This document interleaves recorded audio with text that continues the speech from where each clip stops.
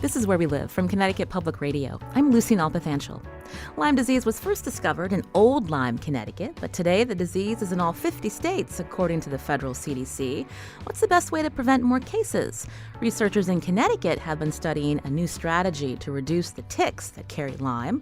We'll talk with science writer Angus Chen about efforts to vaccinate mice. That's coming up later. Since we're talking rodents, you may have seen a recent story in the Hartford Current about a rat problem in some neighborhoods in the capital city. Coming up, we'll hear from a biologist about why rats have adapted so well to living near humans in urban areas. But first, joining us to talk about Hartford's efforts to reduce the rat population, in studio with me now is Dan Lusa, rodent inspector for the city of Hartford. Dan, welcome to our show.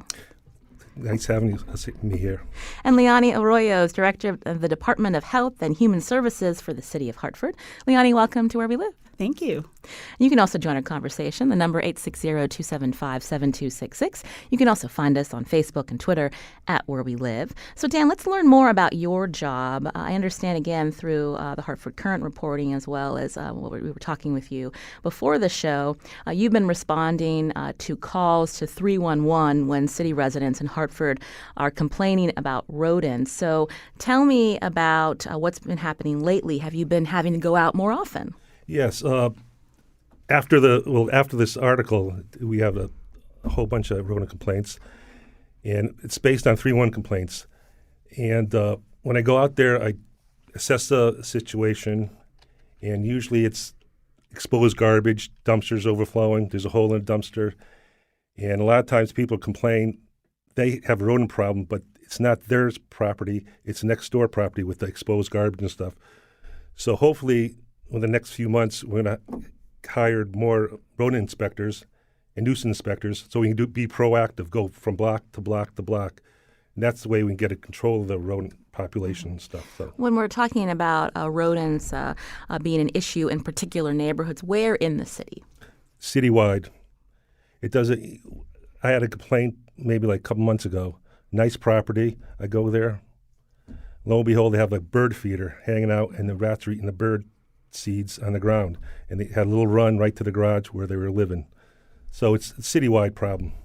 So how does someone know that they have an issue with rats? Because they see them, or what are some of the telltale signs, so to speak, that there's rats hanging out by your house? Well, a lot of times they drive in their driveway, and all of a sudden they see a rat scurrying from the garbage cans to the place where they live, like to next to their garage or like next to their house and stuff. So. And they see the holes in the garbage cans that they're gnawed, and that's some of the, telltale signs of rodent infestation. Leonie, again, you're director of the Department of Health and Human Services for the city of Hartford. So when did this uptick really start? Well, I think folks are getting more educated and seeing what's happening and using the 311 system more. So we do know that there's quite a number of things happening in the city that might have disturbed sort of natural rodent habitats. We have the big MDC project that's happening, and that's digging into the sewer.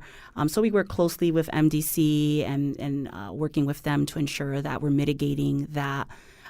Construction projects as well can oftentimes be a cause of rodents moving around. But the reality is, we have a city. It's an urban area. There's lots of people, lots of density, lots of food establishments and things in our neighborhoods. So it is a part of urban living, and our job is to control that and work with both our business owners and our property owners to work together to learn how to deal with it. Dan, you said something earlier when you responded to a particular call at a home and they had a bird feeder out. So obviously rats are attracted to where there's food. Correct. So when we think about whether someone has seed during the winter in their bird feeder, or are city residents doing enough to control to keep rats from biting into their garbage? Is there a trash problem in terms of securing it in certain parts of the city? Well, you need to educate the people first, whether that be like a website or hand out pamphlets. A lot of people think, we're just feeding the birds, but no, you're feeding the rats also. And people throw bread out in storefronts, the extra, and lo and behold, they have rats, running around nighttime eating the bread and stuff. But the main thing is we have to be proactive. A lot of people don't call in for rodent complaints, and them are the worst case scenarios. I don't know if they're scared or they're afraid they're going to find. Yeah, and we went out the other day, and all of a sudden, lo and behold, there's like right on the sidewalk, there's like 20 holes. No one called it in. I just happened to notice it. So that's another plus to being proactive, because a lot of people don't call in, and that's, they don't call in at all. So. Leonie, did you want to build on that? Because when we think about pest control, it can oftentimes be reactive. So in terms of being more proactive, do we need more Dans on the street in Hartford to help with rodent control? Well, absolutely. And that's part of the work that we've been doing. We knew when I came on board, I knew that this was an issue that wanted to be addressed. I was told that by the administration that this was something that needed to be addressed. And we've spent the last year working and educating ourselves more about what's out there. So we sent someone to our division head to the Rodent Control Academy in New York City to find out. Rodent Control Academy? The Rodent Control Academy, Rodent Academy, yes, in New York City. So I think Dan probably should have gone to that. Well, he might be going this upcoming year. There's not to say that won't happen, but we sent our division head out there to come back and let us know what's the newest stuff that's happening. So we know that there's an aspect of education for the community that we need to work on. And so that's part of it. We know that we need to get out there more often with more people.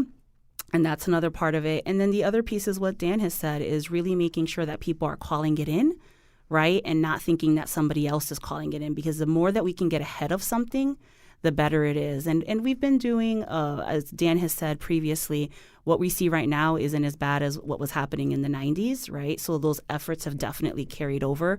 So we want to continue those efforts and get better and do more work and be more proactive around education in the community. This is Where We Live. In studio with me, Leonie Arroyo, a director of the Department of Health and Human Services for the City of Hartford, and Dan Lusa, rodent inspector for the City of Hartford. Today we're taking a full hour to talk about rodents. Recently, a story in the Hartford Current about a rat influx in certain neighborhoods. Later on, we're going to be talking with a biologist about why urban rats have have adapted so well to living near humans. But if you want to join our conversation, the number 860-275-7266. Find us on Facebook and Twitter at Where We Live. So Dan, what are the steps? You mentioned being proactive, residents calling in when they notice a particular activity. But in terms of trying to control rats, they can be vectors for disease. What are the things that you do when you go out to control the population? Well, you have to get rid of the food source. The rats got to eat. And so, like I said before, the dumpsters, the garbage cans, bird feeders, you got to get rid of the food source. And then when we get rid of the food source, we put poison down. That's the last step we do, put poison down. And you got to make sure. Where does the poison go? Inside the rodent burrow. And I put the poison in the rodent burrow, cover it up, and I go there next day to check to see if it's popped out again or it's still covered the hole. And it's a day-to-day, process. So we just don't put the poison down and come back a month later. We just check on it regularly and basically get rid of the food source. It's called integrated pest management. Poison's the last step we do. Some of our listeners, when they hear that maybe a rodenticide or some type of poison is being used, they worry about that traveling up the food chain, especially when rodents are preyed on by raptors such as owls and other birds. So in that sense, I heard, Leonie, when you mentioned this rodent academy in New York City, what are some other approaches to dealing with rats that don't include using poison? Great. So, I think one of the first things to mention, to pick up a little bit on what Dan was saying, is the importance of integrated pest management, right? So the first thing we want to do is really make sure that anything that can contribute to that is taken care of. So that can be leaves, bushes that have not been taken care of that are overgrown. That could be trash. That could be your pet waste, right? Because that's another aspect, leaving your pet food out. So we want to make sure that's done first. After we go through all those steps, we're also helping the homeowner make sure that they're protecting their home, ensuring that there's no way for anything to get inside their home. And then, as Dan mentioned, rodenticide is last. Mm-hmm. All the rodenticide that we used is very much controlled. The percentages of all the poisons and all of those things are controlled by the state DEEP, right? They regulate that. And that is to ensure that we're not harming other animals. So we are very careful about that. We ensure that if we see presence of pets and other small animals, we take other steps before we use rodenticide. And if we see pet waste, we're talking to the homeowners about not putting poison down. The other things that we're looking at that really are coming from our rodent control information is really using dry ice to suffocate them in burrow holes, right? That would make Dan's work in many ways and additional rodent control inspectors that we may get a lot more fruitful in many ways, right? So if they go out and they see a presence of live animals, they want to work with the homeowner to clean everything up before they put rodenticide. But in this case, they can just put the dry ice in the burrow, right? And we don't have to worry about other animals getting in there. So that's one of the biggest things that we're learning about and that we're getting more information about. So that is ideally will be a part of our upcoming plan to move forward on that. I just want to pick up on something, Dan. Would you tell residents that you're encountering if they have a rat issue in their neighborhood to not go out and buy the poison? Yeah, because a lot of times they go to Home Depot, buy some poison, and they put it in a plate and leave it in the backyard. A squirrel, a possum, skunk could get it. Someone's cat or dog. Yes. Yeah, exactly. Yeah. And they think they're helping out. Oh, I got this in the backyard. I go, no, just get rid of it. I'll take care of it. Yeah, so that's why it's important that call in to us and we'll take care of it, And then we could some people want to call an exterminator, but we have more power than an exterminator. We could actually site the next property over and educate them, tell them, hey, you got to get rid of your dumpster, or repair it and stuff. So, this is where we live. Again, we're talking about how cities are trying to combat a rodent infestation, specifically rats. In Hartford is what this segment's about. Alex wants to join the conversation from New Haven. Alex, go ahead. So on the New Haven Green, there are metal receptacles for trash, and within those metal receptacles go a plastic liner. The metal receptacles have gaps in them, and so what happens is the rats eat through the plastic liner, and they can get that way into the plastic bag. So if the garbage is not changed daily, then at night you can go into the New Haven Green and check it out. There's little holes in all the plastic liners and all the metal containers. So that's how the rats get in at night and eat there. All right, Alex, thank you for sharing that with us. So that's something that the city of Hartford, he's calling from New Haven, but in terms of getting into the public receptacles in parks. Absolutely. And so we know we have had some parks have changed over to sort of the big compactors that are fantastic. And so that is something that's also a part of what we're looking at. They're pricey and they need a maintenance schedule. So we're looking at all of those options, but it's definitely a part of the work, right? When we're thinking about the plan that we've put together for the city, it's really comprehensive. It's not just we're going to throw some extra inspectors out there because that's not enough, right? It's the inspectors, it's the education, it's the proactiveness, it's changing things that need to be changed, like having more of those big compactors that are metal around. So all of that is on the table and moving forward as we're going through our budgeting process. But there will be things that we'll be doing in the spring, right? So we're going to have don't have a really catchy name for it yet, but there will definitely be a campaign in the springtime to go out and educate our residents and go out and do more surveying as well, as Dan was saying, going block to block, identifying what needs to be done and working as we have in the past very closely with our nuisance inspectors. So as we head into break, Leonie, 3 things that city residents can do to help combat this issue. So in your own neighborhood, if you see trash and you can help, pick it up. It's everyone's responsibility, right? The city does its part. We should all be doing our part. So if you see something, pick it up. If you see something, call 311 and let us know if it's overflowing dumpsters, if it's rodents. And then lastly, on your own properties, just be conscious of what you're doing. If you have pets, curb your pets. If you have a bird feeder, please don't put it out because that will attract, especially in areas where we know there could be a lot of rodent activity. So those, I think, are 3 things that our residents can do to help control the population. And Dan, you said earlier for the business owners, don't throw bread on the sidewalk. Yeah, because they do that, and it's for the birds. They're feeding the birds, yeah. It'll help out, sure. Well, Dan Lusa, we appreciate you coming in. Again, the rodent inspector for the city of Hartford, and Leonie Arroyo, director of the Department of Health and Human Services for the city of Hartford. Both of you, thanks so much for coming on. Thank you. you. This is Where We Live from Connecticut Public Radio. I'm Lucy Nalpathanchel. Coming up, we're going to learn more about urban rats and find out maybe we just have to learn to live alongside them. We're going to take your questions, too. Join the conversation, 860-275-7266, or find us on Facebook and Twitter at Where We Live.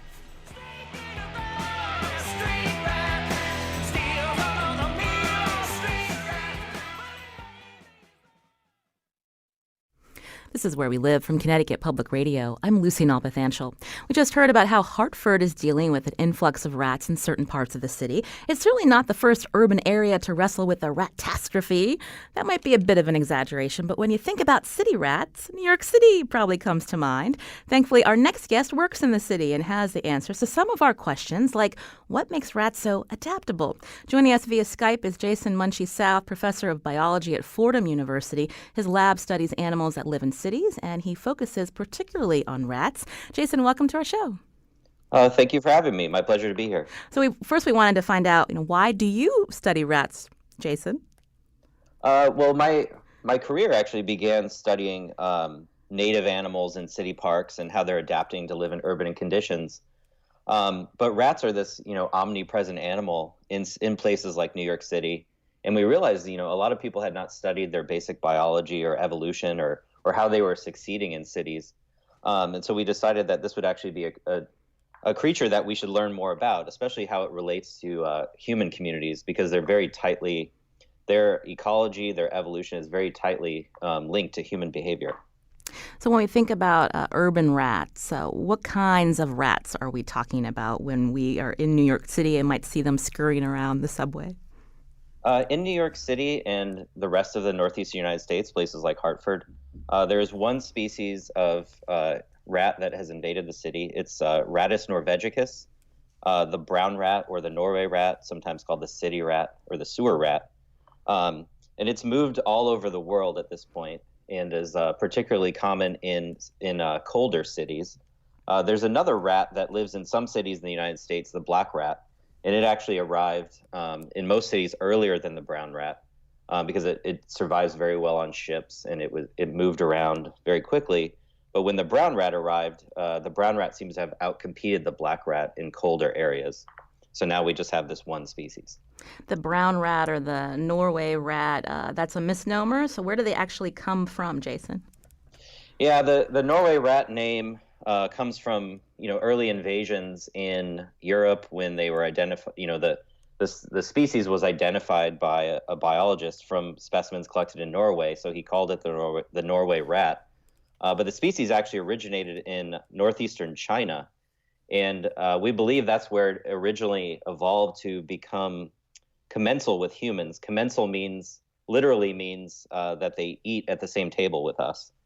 So in this place, thousands of years ago, likely when people in northeastern China began developing agriculture, the brown rat evolved to basically live off of grain that was being stored and grown in fields.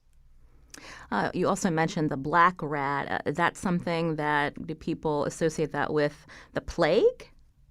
That's right. So the black rat originated likely in India, South Asian subcontinent, and then moved into the Middle East and Europe, and before the brown rat, and it's implicated as one of the major sources of the plague bacteria.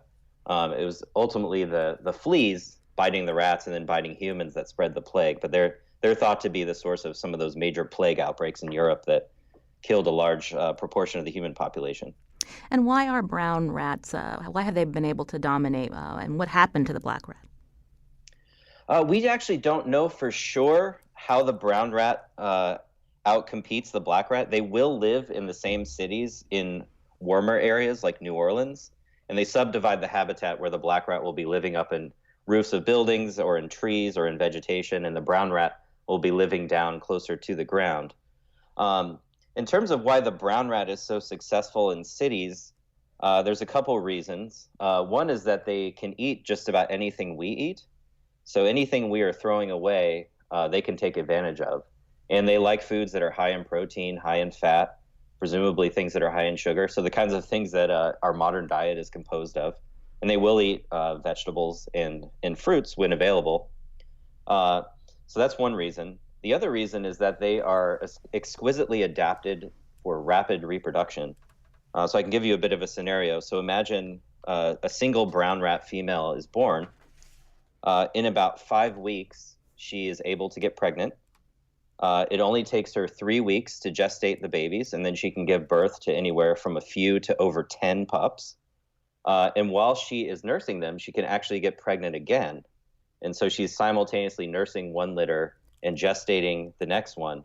So if conditions are good and resources are highly available, a brown rat female can produce dozens of offspring in her lifetime. That poor mama rat. That's a lot of babies to have to support there.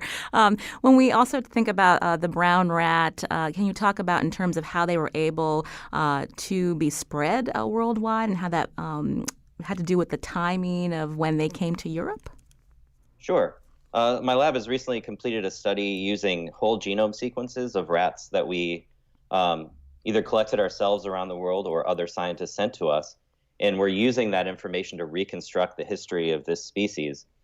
And it does seem that they evolved in northeastern China, and that's where you have the most diverse rat populations.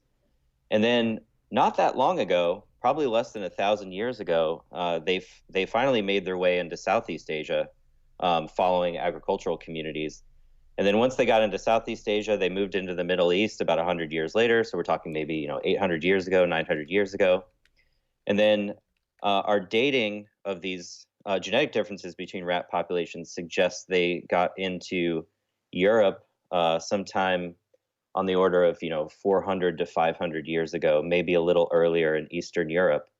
And then what happened is once they had expanded across Western Europe into France and Spain and Portugal and Great Britain, they happened to arrive about the same time that these countries were sending out huge numbers of naval ships and merchant ships in an attempt to dominate other parts of the world. And it's during that period that the brown rat was likely spread to Africa, North and South America, Australia. So they basically hitched a ride on all of these imperial ships that originated in France and Great Britain and Spain and Portugal.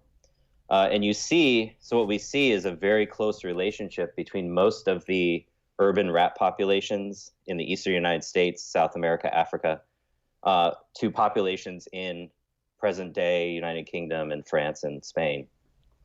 You're hearing Jason Munshee South, professor of biology at Fordham University here on Where We Live. His lab studies animals that live in cities with a particular focus on rats. And you had mentioned, Jason, that this big genetic study of brown rats and what you've learned about how they've spread. But when you've also looked at the particular genetics of the New York City brown rats, tell us a little bit about what you've learned about their characteristics and what parts of the city they live. Sure. So we've also done a very fine-scale study on the island of Manhattan. My graduate student, Matt Combs, and I have trapped hundreds of rats on Manhattan and used genetics to understand how they're related. We also wanted to know specifically where these rats came from. And we originally thought they would have been derived from multiple sources, Great Britain, maybe France, maybe Asia more recently. But what we found is that the population seems to be composed of a single lineage, likely from the United Kingdom. So it seems that they hitched a ride with ships, likely in the 1700s. It's thought that they originated around the Revolutionary War period when there was a lot of ships going back and forth. And when we look at the present-day population on a fine scale, so stepping away from how they're related to other populations, just looking at Manhattan, we were interested in whether it's a single population that just mixes freely across the island or whether there are small sort of like rat neighborhoods or divisions in the population. And one thing we found is that a rat at the tip of Manhattan is different than a rat at the bottom, and there's kind of a continuous change as you go from north to south. But then we were surprised to find that there's actually a break in the population in Midtown Manhattan. So we could actually identify an uptown and a downtown set of rats that aren't mixing all that often. And so, go ahead, ahead. Jason. So I was just thinking about like when a particular rat might still be traveling into the city that aren't from these uptown or downtown rat populations. Do they welcome the? I mean, how do they compete with these rats that aren't from town, so to speak? We don't know the answer to that for sure, but there have been studies that have documented rats coming out of shipping containers at ports. So presumably that happens in northeastern cities as well.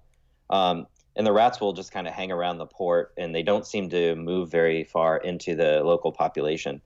It may be that rats actually exclude outsiders if there aren't enough resources.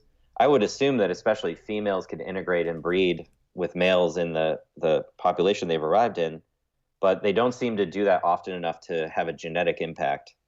So it seems that they're, even if they're making it to these cities, they're not integrating into the local population. It's likely a behavioral response that these rats favor breeding with familiar rats from a familiar population. When you think about the uptown and downtown rats, in terms of what draws them to those particular parts of Manhattan, is there something about the specific landscape, the garbage that they're able to access, and how far do they travel, Jason?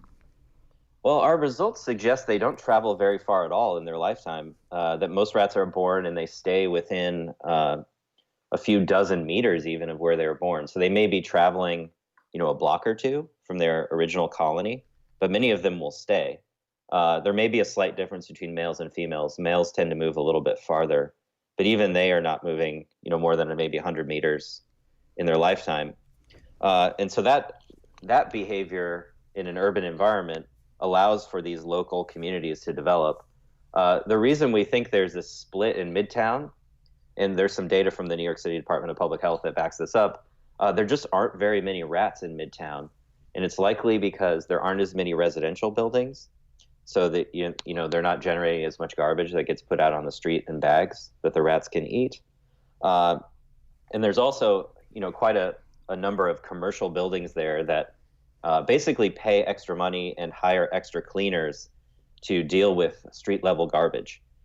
So from a rat's perspective, their areas of Midtown are kind of a desert of resources where they don't do very well. And there's probably also enhanced pest management practices there.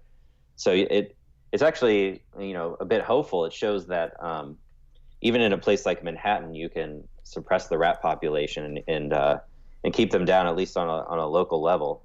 The situation is quite a bit different if you look in lower Manhattan, Chinatown, the Wall Street area. That area tends to have the largest rat populations, and they're the most genetically diverse. And that's where rats were originally introduced, because Manhattan was basically a city down at the southern tip of Manhattan, and then the rest was farms and other types of development before the city heavily urbanized. But also down there is where you have the oldest infrastructure. So there are even wood sewer pipes down there, brick sewer pipes, all sorts of abandoned underground infrastructure that rats are taking advantage of. So the situation is quite different in lower Manhattan. Jason, we started the show talking specifically about Hartford with some Hartford officials about how they're dealing with residents' increased complaints about rats. Is there really a growth in rat populations being seen in cities like Hartford, New York, D.C., or is it just that people are noticing them more? That is actually unknown. Anecdotally, there has been an increase in complaints, in news stories, in attention to rats, but nobody is actually collecting long-term population data on urban rats. There are efforts in New York City and other places to do that, but we haven't been doing it long enough to know for sure that the rat population has increased. We do have some ideas. Global climate change may actually increase urban rat populations. It certainly doesn't feel like it now, but this is just a short-term weather event where we have all this cold, but cities over time, they're already warmer than the surrounding landscape. And as the climate warms more generally, we're going to have more moderate winters in cities, and rats will do better if they don't have to deal with extreme cold during the winter. This kind of cold snap may actually be good. It may kill a lot of rats if it's long enough. But ultimately, we don't know for sure. One thing that was observed in New York City, and I think it sounded like something similar happened in Hartford, once the city made it easier to complain by introducing a smartphone app that you could use to complain about rats, the number of complaints shot up immediately. And one interpretation of that is that, oh, there are more rats, but actually it's probably that people were complaining more often and in higher volume.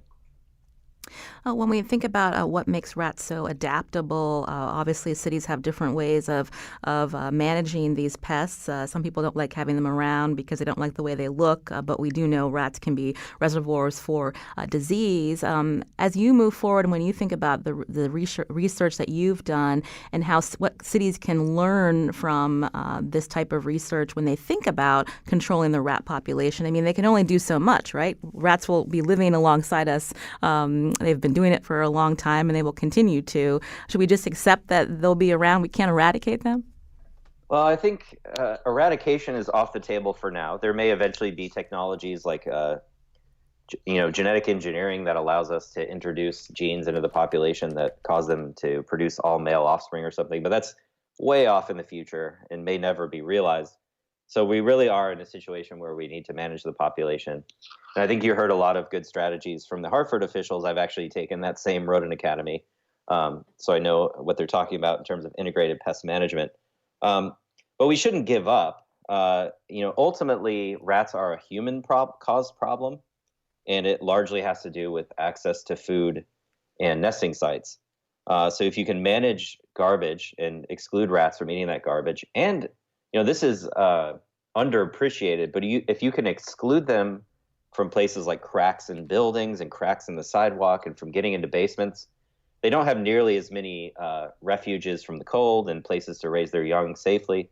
So you can reduce the population that way. Part of the problem is that most municipal programs focus on one property at a time where there has been a problem detected or a complaint has been received. But really, you need to deal with the neighborhood level rat issue because it only really takes one property to be the reservoir or the seed population for the rest of the neighborhood. So I think that's really the challenge, is getting everybody on board, private property owners, various city agencies, and then smaller problems that can have a big impact, like people that feed pigeons. All of these things come together to create urban rat populations. Jason, we just have under a minute, but I did want to ask, when we think about how many millions of people continue to be attracted to living in cities, and when we think about other pests that have lived in areas and they no longer can compete with humans, rats seem to have that better adaptability, so to speak. And is there an example of what's going to happen in terms of as humans become denser in cities? Can we expect the rat populations will also happen to become more dense as well? I think they will. If somebody out there is looking for a career where they will be employed most indefinitely, I think rat population control and pest management will be something for the future, for sure. And we're not going to defeat them anytime soon. Well, Jason Munchie South, it's been a pleasure to speak with you. We're out of time. Professor of biology at Fordham University. Again, his lab studies animals that live in cities with a particular focus on rats. We'll tweet out links to more about his research at Where We Live. Jason, thanks. My pleasure. Thank you. This is Where We Live. I'm Lucy Nalpathanchel. Coming up, researchers have been studying a new strategy to fight Lyme disease, and it involves vaccinating mice. We'll explain after a short break.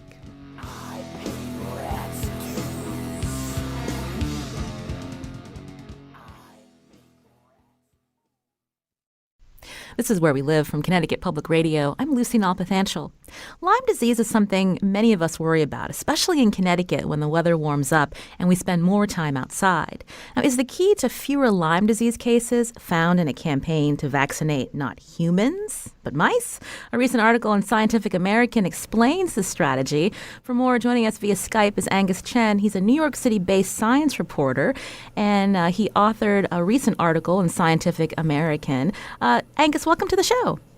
Thanks for having me, Lucy. Great to be here. Many of us know that the state has the distinction of being, quote-unquote, Lyme country, the first case recorded in Old Lyme, Connecticut. That's down by the shore.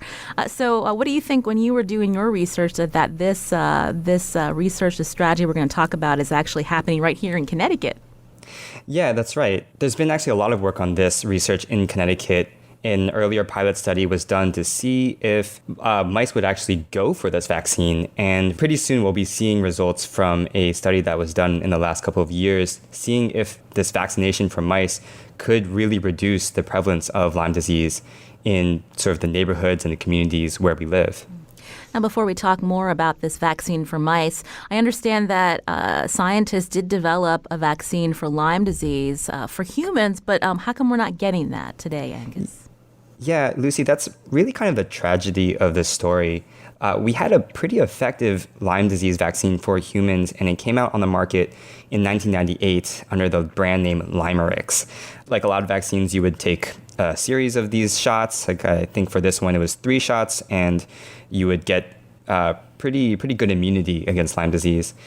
But what happened was pretty soon after this vaccine came out on the market, a lot of fear got stoked up around this vaccine. There was sort of this big anti-vaccine hysteria related to the Lyme disease vaccine. People were afraid that the Lyme disease vaccine was actually causing a lot of symptoms that Lyme disease has, like joint pain or fatigue and those kinds of things.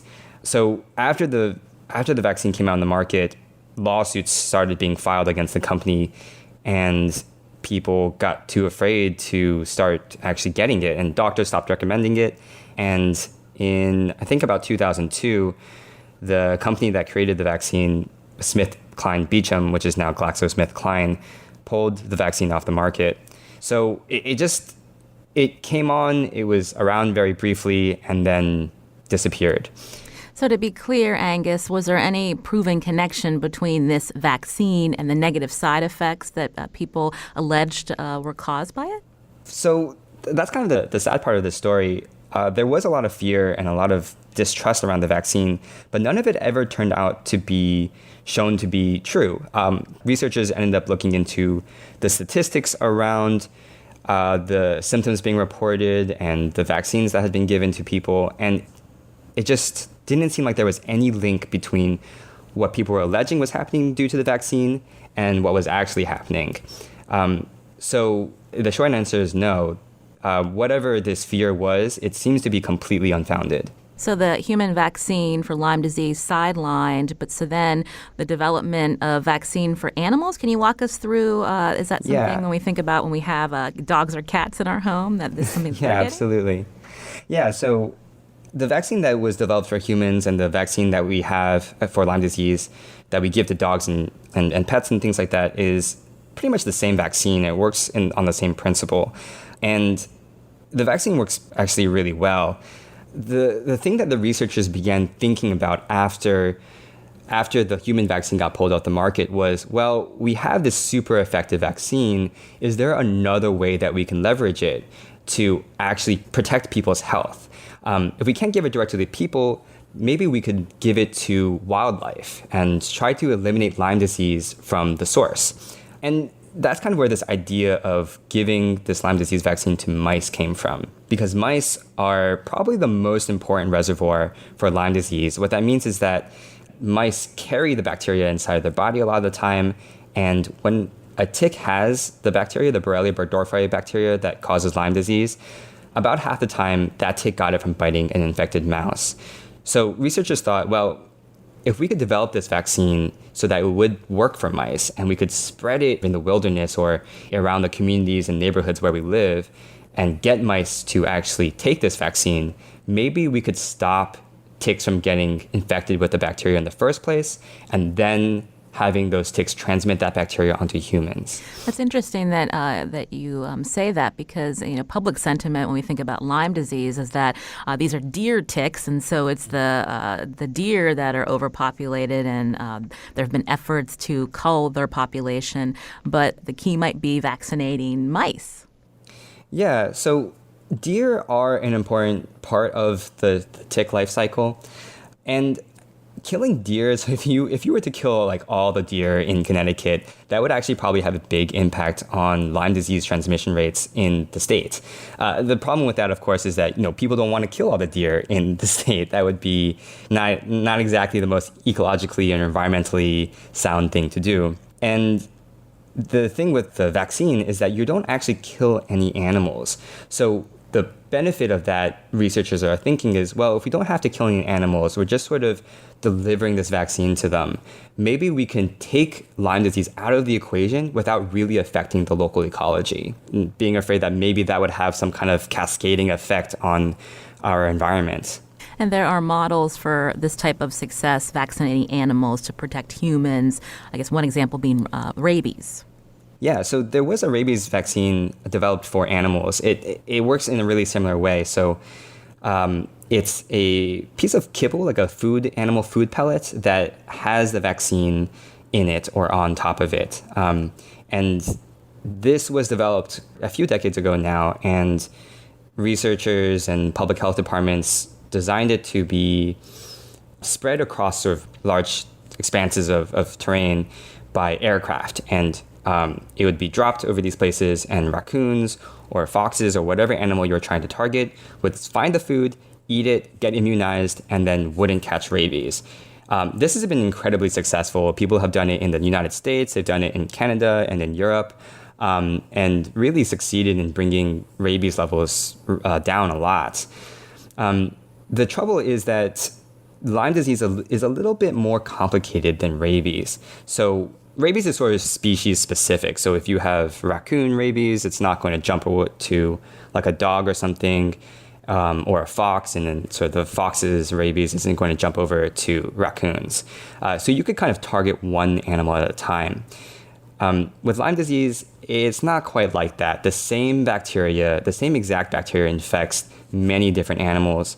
So there is some doubt that this mouse vaccine would work, because maybe even if you vaccinated all the mice in an area, sort of other animals that also carry the bacteria, like chipmunks or shrews or things like that, would be infecting so many ticks that it might not make that big of a difference anyway. There are some arguments for why that might not matter. One is just that if you have fewer infected ticks in the environment because mice aren't carrying the disease anymore, that could slowly reduce the number of infected bites on other animals.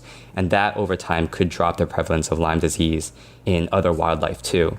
But we don't really know if that's going to happen, and scientists are going to have to design studies to test that specifically before we have that answer. I'm talking with Angus Chen. He's a New York City-based science reporter. His most recent story in Scientific American about vaccinating mice may finally slow Lyme disease. So can we talk more about what's being studied here in Connecticut in terms of putting out this kibble that has a vaccine against Lyme disease that mice are eating? Is it a particular type of mouse that is drawn to this, or it's just whatever sees this free kibble around that they're going to munch on it?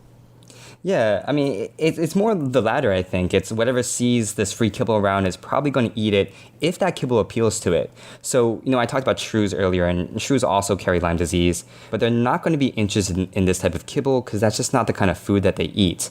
Chipmunks, on the other hand, might eat this stuff. And if you're asking what type of mice we're looking at, we're specifically looking at the white-footed mouse, which is just the rodent that carries so much of this Borrelia burgdorferi bacteria. And I'll tell you a little bit about some of the research that's been done already on this vaccine. Probably the first big important study to test this vaccine was done in upstate New York. And what the researchers did was they just treated a bunch of fields, about 4 fields, with the Lyme disease vaccine, and then they had a bunch of fields that didn't have the vaccine. And what they saw was over about a 5-year period, the fields that had the vaccine ended up with way fewer ticks that were carrying Lyme disease than the fields that didn't have the vaccine spread throughout them. And what Connecticut researchers want to do now, so this is actually a collaboration between a bunch of people. I think Yale University is involved, as well as Connecticut State's entomology department. They're trying to see if this vaccine would work in a more real-world scenario.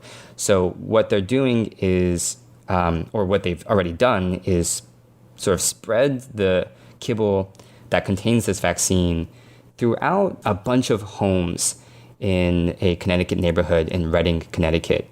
And the bait is inside these little boxes, basically these little black houses that have holes in it for animals to run in, and they can eat the bait inside, and they can go back and go about their business. This was run, I think, for about 2 years, and we should be seeing the results from those pretty soon.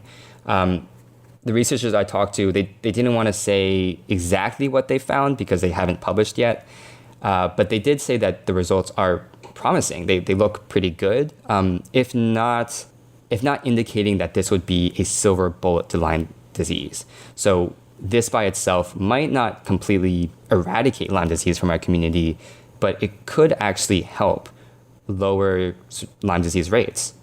I'm curious, Angus, if these trials prove successful, is there an issue with how much it would cost to deploy a strategy like this more widespread? Yeah, that's actually a really difficult question, and I'm glad you asked that, because whether or not we end up using this strategy is going to depend on whether the cost of deploying it is going to be efficient. Is it going to cost us less to deploy this strategy than to just go about what we are doing normally and try to treat people when they contract Lyme disease? And the answer to that is we don't really know yet. We kind of need the data from these studies that are being done before we can say, okay, well, if we spend this much on the Lyme disease vaccine, we'll see like a 10% or a 20% or a 30% drop in the prevalence of Lyme disease in our communities. And these public health departments that are going to be actually paying for this stuff will need to make that calculation to say, well, if we end up seeing like a 30 or 40% drop in Lyme disease prevalence over 5 years, then it'll be worth it for us to spend, $2 million buying this stuff to treat neighborhoods every year. Whereas if you only see like a 5% drop in Lyme disease prevalence because of the vaccine, then public health departments might make the calculation and say, well, it's not worth it to use this. We honestly don't know the answer to that yet. But if I had to hazard a guess, it seems like there's a good chance that it would be worth it. The trial that I talked about in New York State showed something like a 70% drop in Lyme disease prevalence in those treated fields if you take all those treated fields together on average, which is an enormous success. So again, to couch that a little bit, we have to see if those results would still hold in a real world scenario, and we won't have the answer to that until probably later this year. Later this year, because that's when the Connecticut trials will be done? Yeah, that's when the Connecticut trials will be published. They've actually already finished the trial. The researchers are just going through their data, they're analyzing it, making sure that they've dotted all their I's and crossed all their T's. Well, Angus, this is very interesting to learn about. I'm curious because, again, we're talking about vaccinating mice to help reduce fewer cases of Lyme as just one tool in the toolbox, so to speak. But from your discussions with scientists and researchers, is there a chance the medical community might revisit allowing a human vaccine against Lyme? That's a really good question. My sense is that the medical community is probably ready to use the Lyme disease vaccine again, but it's not really up to the medical community. It's really up to us as consumers to say, well, this is something that we want, and we want to demand it from pharmaceutical companies that would manufacture this stuff. If there's a lot of demand for the product, then maybe companies will go back and start making it again. The reason why it was pulled off the market in the first place was because there was no demand, because people were afraid of it. Pretty much sort of the unanimous opinion that I had gotten from medical researchers and from Lyme disease researchers is that the human vaccine works and it's safe. It's not really this question of, well, will the medical community accept this vaccine? It's whether or not we as a society will accept that vaccine. That's a good point to end on. Angus Chen, again, is a New York City-based science reporter. His recent story published in Scientific American. We'll tweet out a link at Where We Live. Angus, thanks so much. We hope to have you back. Thanks, Lucy. Great to be here. I'm Lucy Nalpathanchil. Today's show produced by Carmen Baskoff. Our technical producer is Kyone Wolf. Catch up on our previous shows by downloading our podcast or checking out WNPR.org/wherewelive. As always, thanks for listening.